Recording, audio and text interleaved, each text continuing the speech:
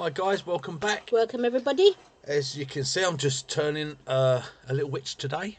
So I'm just going to prepare some blanks. I'm doing a few of them because I'll probably do more of these little things.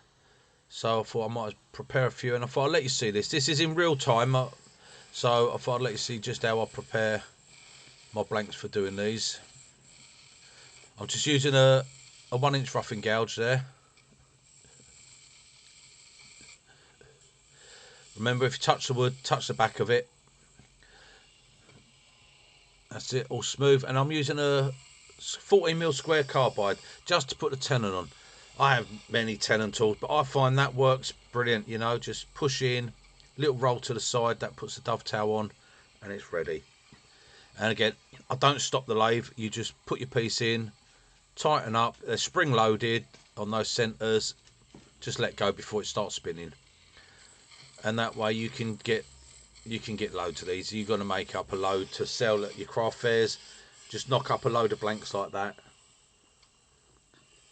Remember, time is your time is money.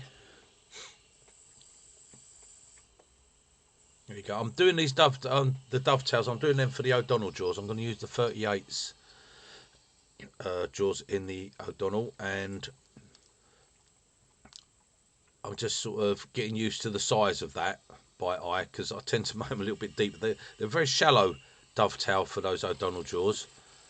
I'm used to making my tenons a little bit deeper, but they're alright, they work. It didn't take long, a few goes and then you get to it. Yeah, nice and smooth. I always take care to make sure it's nice and smooth. You know, deep, you get a tear in this, deep sort of tear outs at this point, and you know, they can always still be there when you've turned something if you don't want to go too deep. So it's best to get it as clean as you can.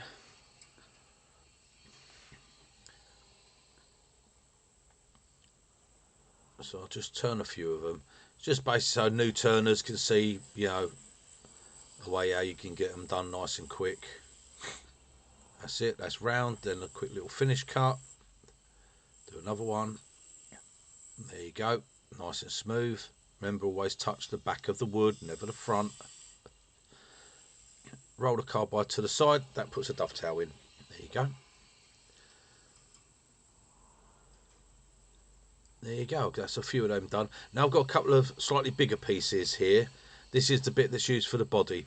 The first ones were 45 by 45. These are actually 50 by 50. Or just over, actually. They're actually 2 inches, which is just over the 50mm. So I had to move the tool rest out just a fraction to get that. I'm only going to do a couple of these. The other ones aren't all for, they're not all for witches, they're for doing something else. I just thought I'd rough them all down at the same time. They're to do some of my other ones that I do, my little, well, you've seen them, you've seen the other Halloween ones I do. So we go, just a slight clean off the bottom, level it up, then a little push in, down to the depth, just work it by eye, you get used to doing it. If you do a lot of them, you'll get used to how far you go in. And that'll be a perfect fit in the jaws. So I'll do one more of them, just so you can see it again, in case you haven't got it. So yeah, this is just a little witch. I wanted to do it slightly different to what I've done other ones. Everyone seems to do the same thing though, a cone shape, ball head, hat on top, and that's it. I just want to do it a little bit different. And with these ones, the shape of them, they're exactly the same as what you do your wise men if you're into doing your Christmas scenes and stuff. It's just different decoration. You can do them into different things.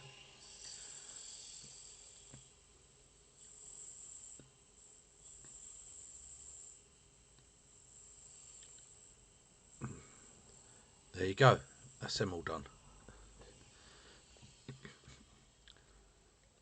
Right, and I'll just get a piece mounted now in the chuck. There we go. As quick as that. Like I said, these are for the O'Donnell. These are the 38s. Now I'm using a roughing gouge here. This is my 1-inch roughing gouge.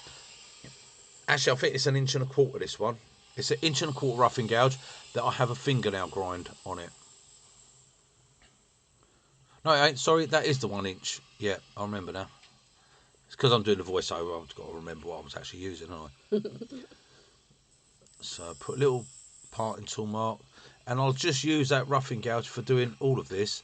The beauty of putting a fingernail grind on it is you can do these bits where you come right around the ends, and it just makes it a more versatile tool, really. Remember, come around, keep on that bevel. You don't get no skid backs at that point. I'm doing just a very basic cone shape on this.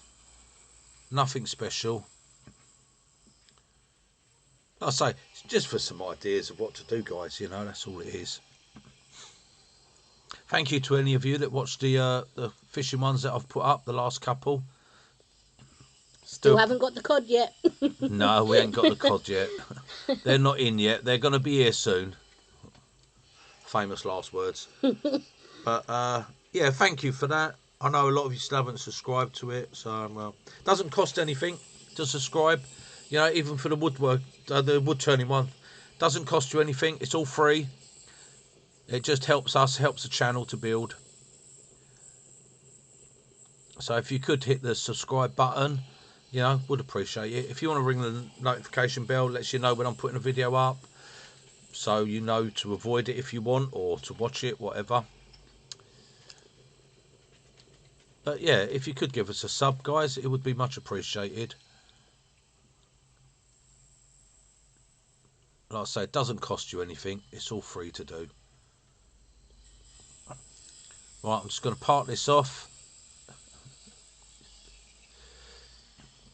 Just head straight to the centre. There you go.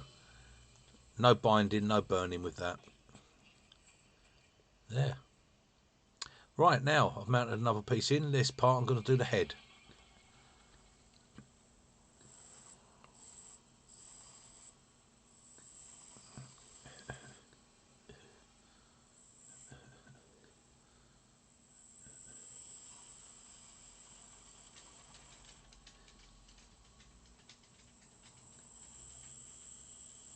Nice and gentle coming in there. That's got to be the rim for the hat. And I'm following it down. You've got no choice but to go a slight cut uphill. But as I've spoke before, drop your handle, slice it out, don't drag it out, don't scrape it, and you'll get a beautiful cut. You can cut uphill. It's another one of them myths that you can't cut uphill. You can.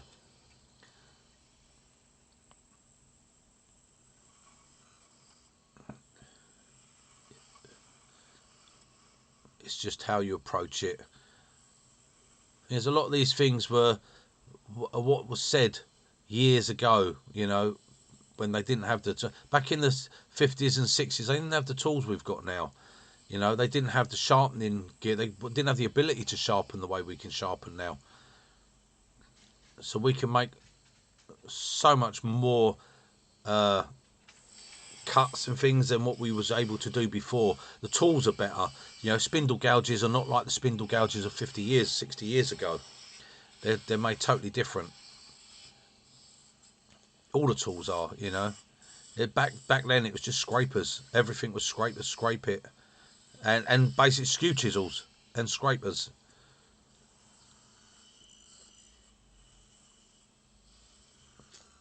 Nothing wrong in it. If that's what you've got available, then that's it. Use it. You know.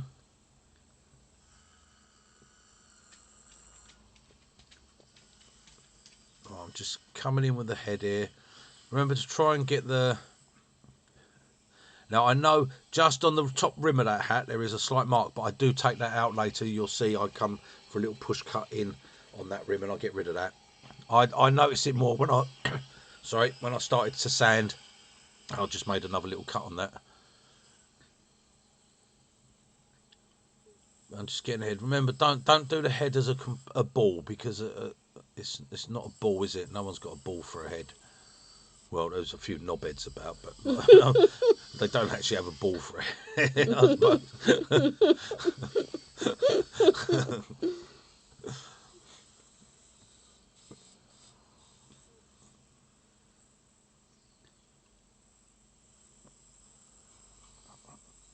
Yeah, just getting that shape, that nice.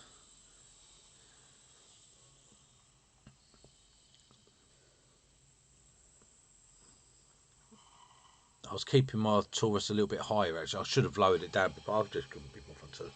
I just left it where it was. I can manage.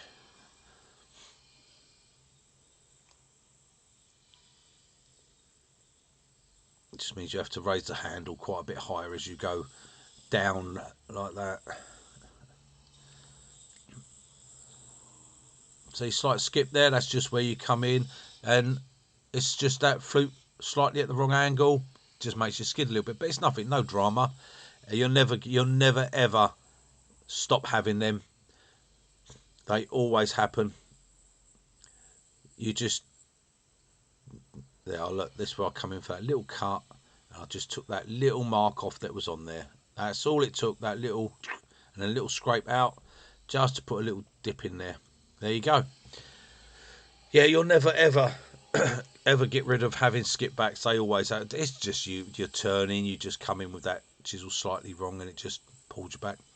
Sometimes because you've changed the angle of the wood that you're cutting on, and when you go in for your next cut, it's not the same as the first cut, and the bevel reacts different, or the cutting edge reacts different to it, and it just pulls you back a little bit. But there's no drama. It really isn't. As long as you're not getting catches are what you want to avoid. When you get catches, especially catches that throw your piece off, they're things you must avoid.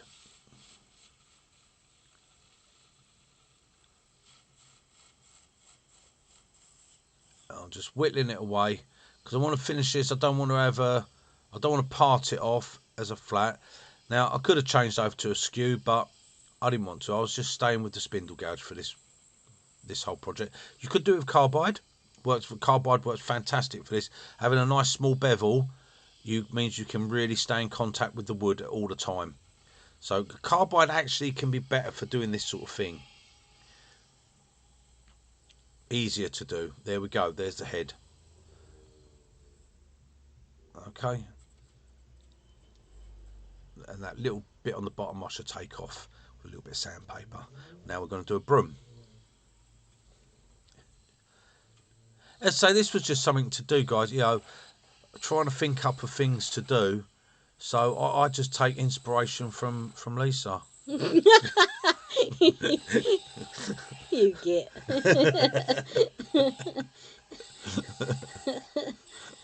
Lisa, put the wand down. Put the wand down. Right, I'm just thinking of the shape here of the broom, so I'm just going to come around. Obviously, it's... Oh, clean up the front. There we go. Slight squealing. It's just the noise resonating through the wood because it's hanging out for a bit and it's thin. It's not actually chattering. There you go. Coming in, I'm gonna bring that in a bit more, make it a little bit longer, and I want to do the little collar at the bottom where you'd have the collar where it would strap to the actual handle. So a little, just roll a little bead there as a little collar.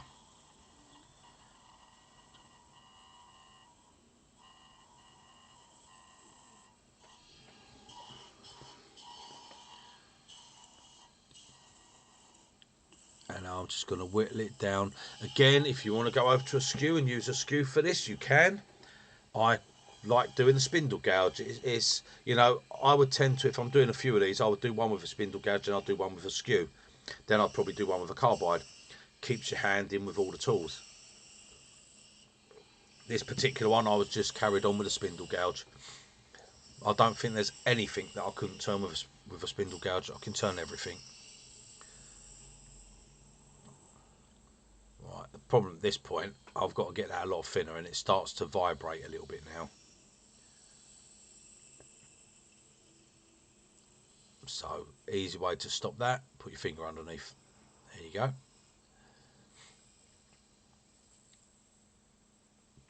Don't press too hard because it will burn, but being it's a very small diameter piece of wood, it doesn't get that hot to burn your fingers or anything. You can put a bit of pressure on it.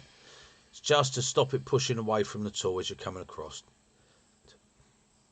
Minimise it as much as you can by floating the bevel and not pushing the bevel on. You don't ever want to really push your bevel onto the wood.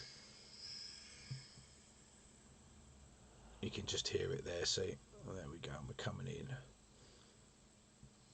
Oh, you saw how that wobbled then, innit? Because when you took your finger off. Yeah.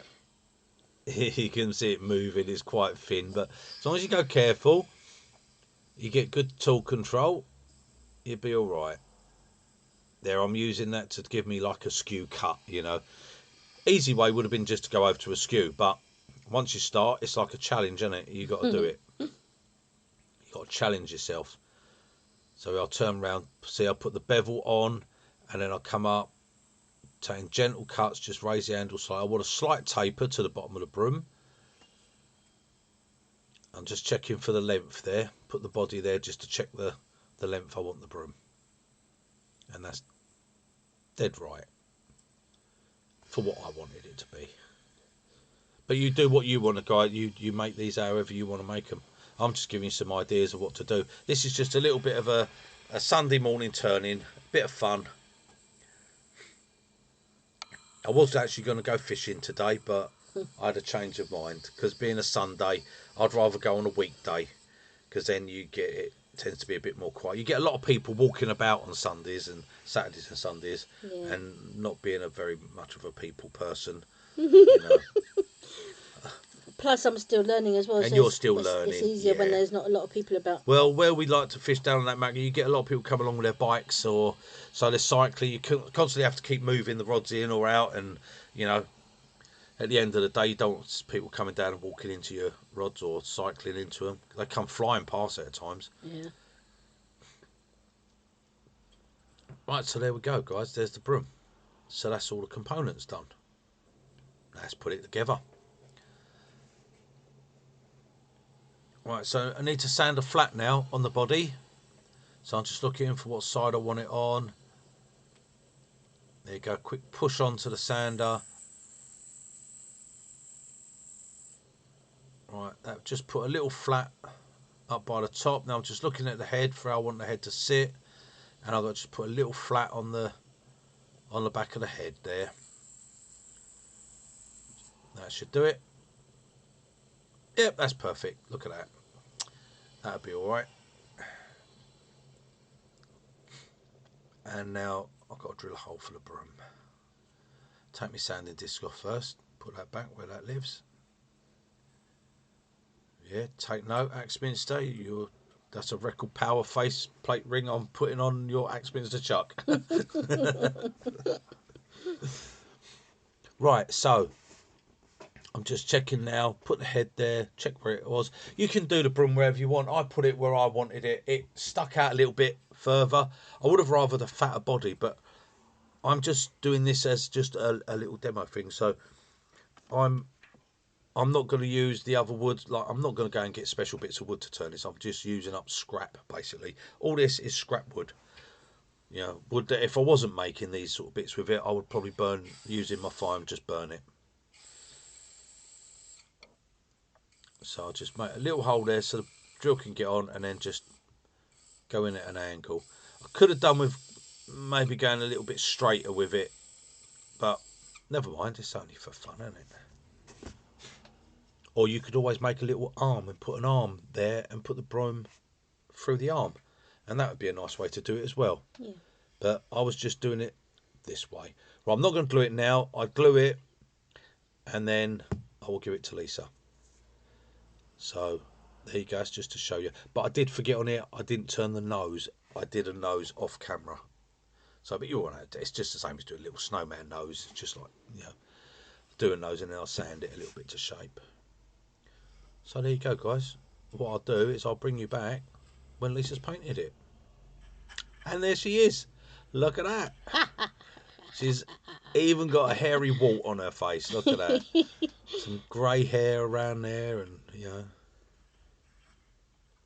So I just loosen the screw in there. And there you go, guys. So I hope you enjoyed that. Just a little turn, little something for Halloween. Little hairy wart. Look at that. Right, toodle pip, guys. Bye, guys.